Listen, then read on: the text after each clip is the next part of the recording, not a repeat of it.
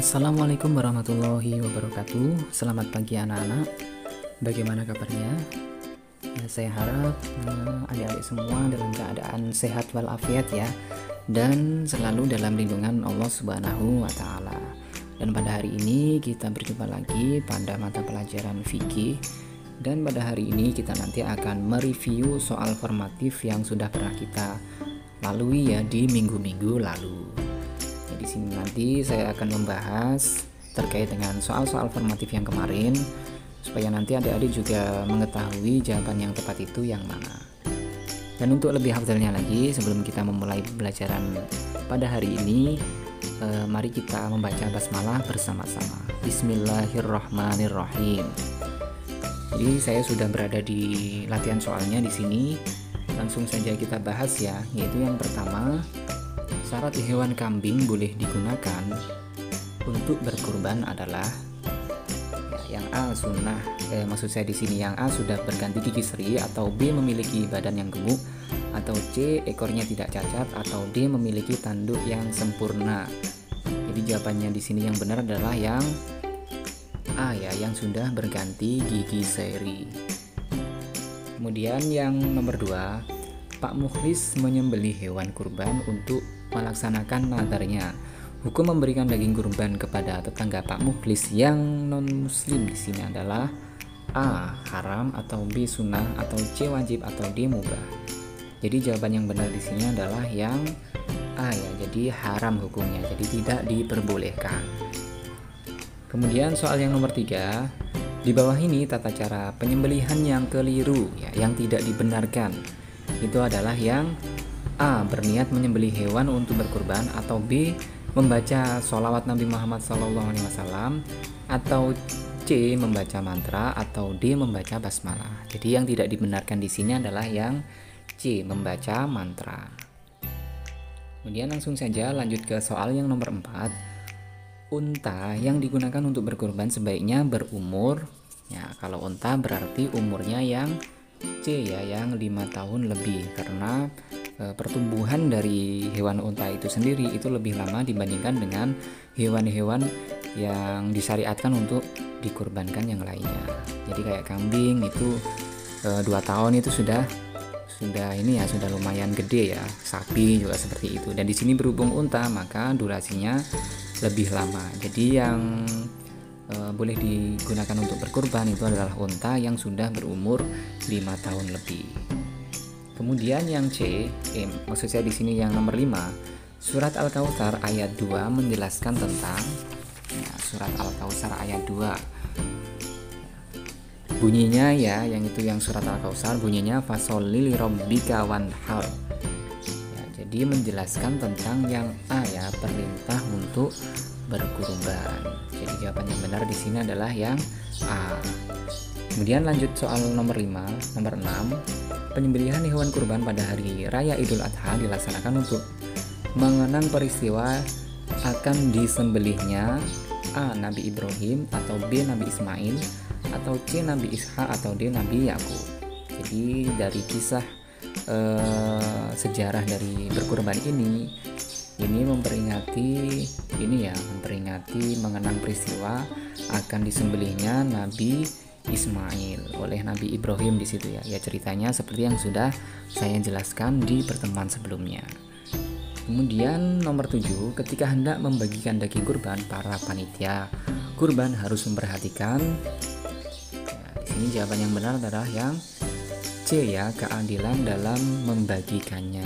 Jadi di situ maksudnya adil di situ bukan sama rata ya, tetapi siapa yang di situ benar-benar berhak mendapatkan daging kurban tersebut ya.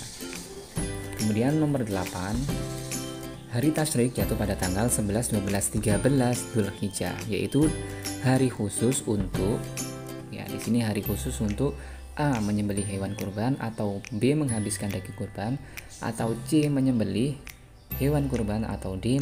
membagikan daging kurban. Jadi jawaban yang benar di sini dari tanggal 11 sampai 13 Dzulhijjah itu adalah khusus untuk menyembelih hewan kurban.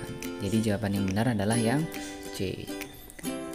Lanjut ke soal yang nomor 9, hewan yang biasa digunakan untuk maksud saya di sini Hewan yang biasa digunakan atau disembelih dalam pelaksanaan akikah atau akikoh itu adalah kambing ya, yang biasa maksud saya di sini yang disyariatkan ya, yaitu cukup kambing saja di situ, tidak perlu sapi, kerbau atau unta.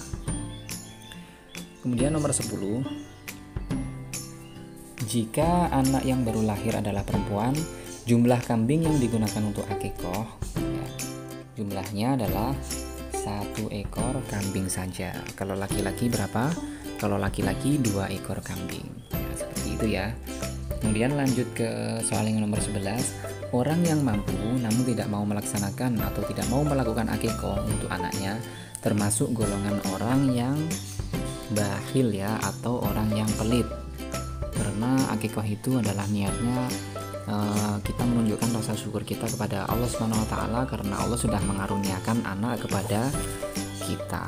Itu sebuah rezeki ya, dan rezeki itu harus disyukuri, dan bentuk rasa syukurnya itu dengan akikoh. Apabila kita tidak mengakikohkan bagi yang mampu ya, di sini ya tanda kutip ya. Apabila tidak mampu ya tidak apa-apa. Di sini yang dibicarakan adalah yang mampu. Apabila mampu kemudian dia tidak akikoh, maka di situ adalah termasuk golongan orang yang bakhil. Kemudian nomor 12, syarat hewan yang hendak dikurbankan. Jika seekor kambing harus berumur ya, di sini kambing yang dikurbankan itu ya, itu harus berumur yang C ya, yang 2 tahun di sini. Jadi kan kita sudah ketahui bahwasanya unta tadi yang sudah 5 tahun lebih, dan berhubung di sini hewannya kambing, maka durasinya pasti juga akan lebih pendek ya. Maksud saya di sini kambing itu pertumbuhannya lebih cepat daripada unta di situ. Jadi cukup 2 tahun saja di situ sudah boleh dikurbankan. Lanjut ke soal yang nomor 13. Hal berikut yang tidak lazim dilaksanakan pada prosesi akikoh anak dan tidak termasuk sunnah adalah: A. Mencukur rambutnya, atau B. Memberikan nama, atau C. Melembutkan kurma dan memasukkan ke mulut bayi, atau D. Menempatkan bubur merah putih di perempatan jalan. Jadi di sini yang tidak tepat ya, atau yang tidak diperbolehkan dalam syariat Islam adalah yang D ya, menempatkan bubur merah putih di perempatan jalan, seperti itu. Kemudian lanjut ke soal yang nomor 14. Bagian tubuh bayi yang ditimbang dan dinilai dengan perak kemudian disedekahkan kepada fakir miskin adalah ya, di sini ya, karena di sini konteksnya adalah prosesi acara akikoh ya, maka di situ adalah yang ditimbang di situ adalah yang B ya, rambut kepala dari bayi tersebut.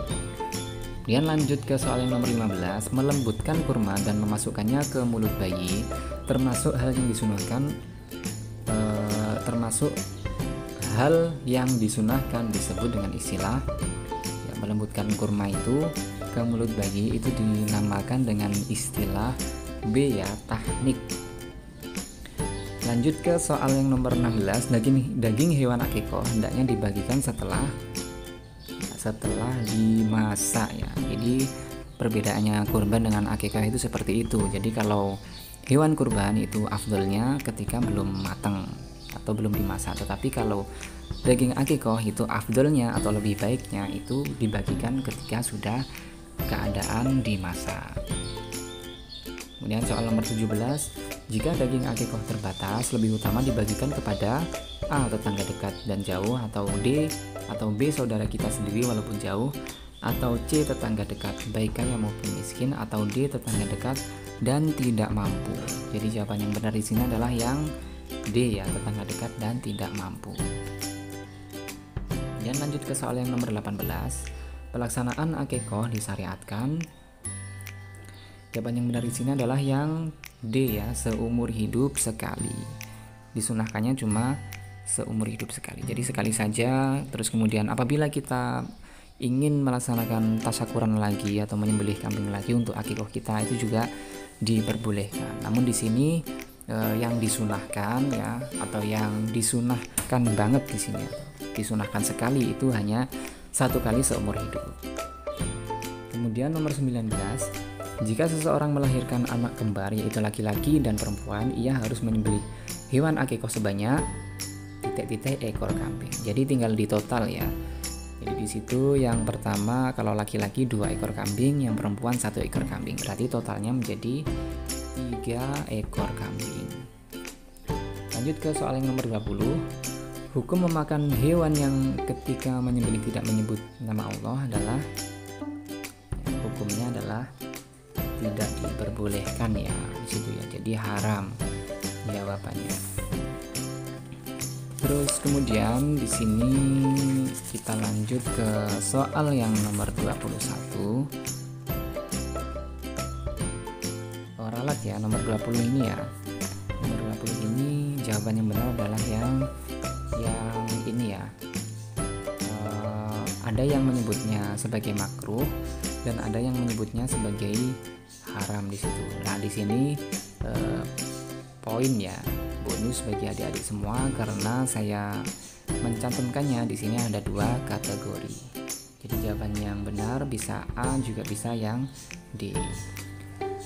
Itu ralatnya. Jadi nanti bagi adik-adik di situ yang nilainya berkurang 4 maka nanti bisa saya tambahkan menjadi 4. Kemudian lanjut ke soal yang nomor 21. Pak Imron hendak menjual kulit hewan yang ia jadikan sebagai hewan kurban. Hukum perbuatan Pak Imron adalah menjual daging kurban atau kulit dari dari hewan kurban tersebut itu tidak diperbolehkan ya di situ ya. Jadi menjual kulit hewan yang dijadikan sebagai hewan kurban itu hukumnya adalah haram, tidak diperbolehkan. Terus kemudian yang nomor 22, mengawali bacaan basmalah ketika akan menyembelih hewan kurban termasuk ya di sini juga ini ya, mengawali bacaan basmalah hukumnya itu ketika kita menyebut nama Allah ya, untuk menyembelih hewan kurban itu sebenarnya wajib ya di sini ya, jawabannya wajib.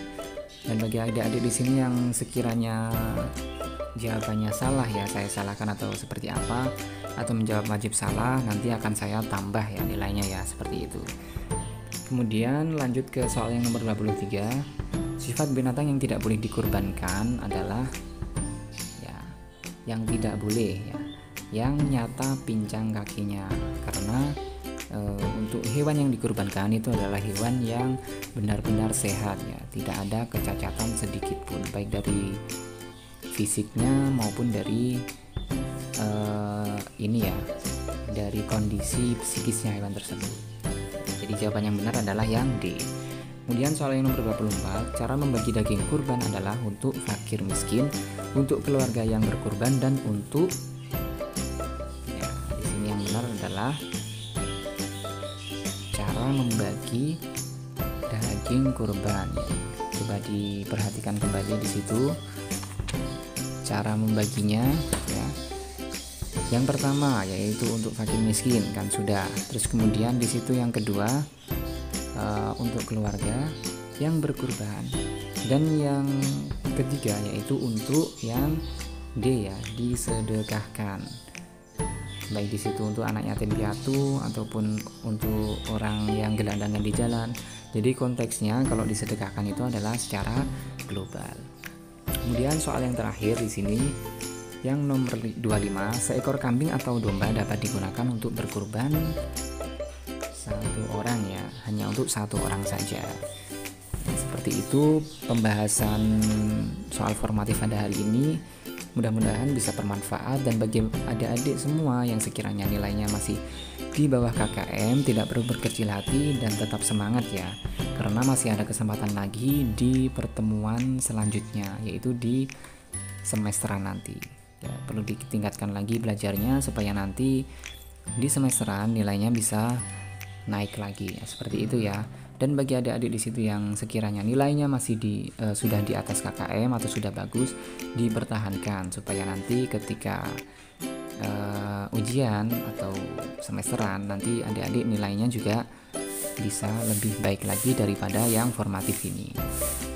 Dan yang lebih penting lagi dari apa yang sudah saya sampaikan kepada adik-adik semua, saya harap bisa diterapkan di dalam kehidupan sehari-hari dan di dalam kehidupan bermasyarakat, supaya ilmu dari apa yang saya sampaikan bisa barokah. Ya, kurang lebihnya seperti itu. Ada salah kata dari saya, mohon maaf. Sekian dari saya. Wassalamualaikum warahmatullahi wabarakatuh.